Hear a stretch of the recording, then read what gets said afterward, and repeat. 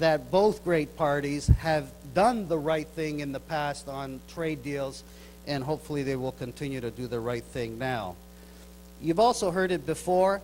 It's so important, I think, for the congressional leaders to get outside the Washington Beltway. I know how difficult it is to travel, and that's why the world visits Washington.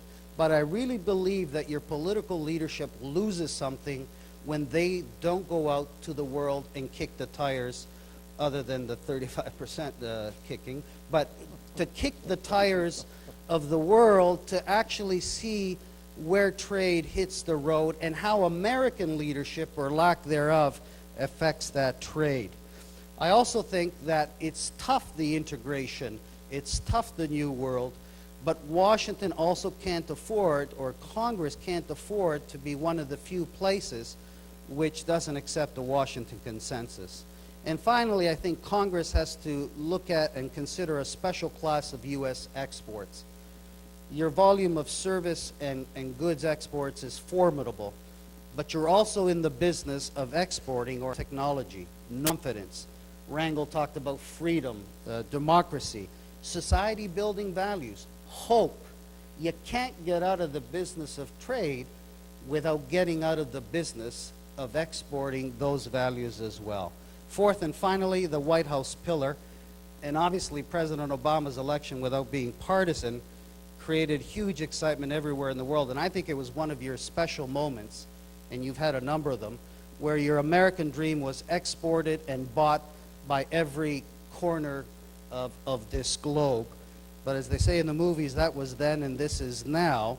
And we appreciate how overloaded and challenging that agenda is for the Obama administration, domestically and internationally. But they also can't step off the world. They also can't go back, nor can they afford to leave the world waiting indefinitely. Credibility of the administration, that they have to empower the USTR and their government with a trade strategy and vision that has to be defined and engaged, and it's got to be done soon. In coming with that vision, again, the White House needs to broaden the approach to trade, because I believe that trade is not part of the domestic agenda for Mr. Obama only. It's tied to his foreign policy and tied inevitably to his global leadership as president. He might also want to reframe the debate.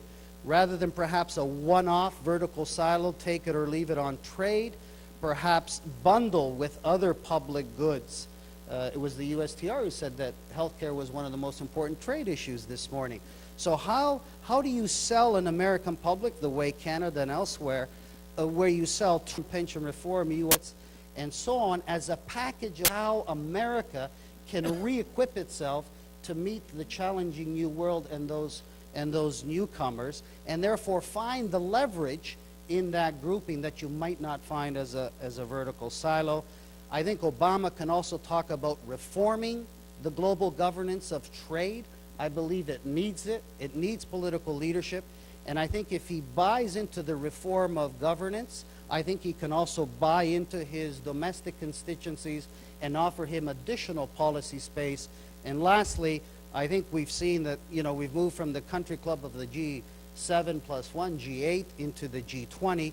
How does Obama and others try to get the political convergence that is possible in the G20, and without weighting it too quickly or overloading it, how does the G20 look at trade issue, not only for Doha and the political will that is absolutely necessary to anything moving forward, but what do you do also after Doha?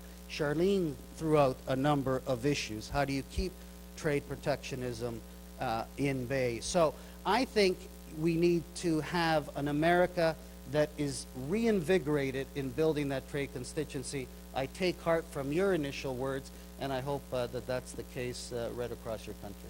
Thank you. What we're going to do now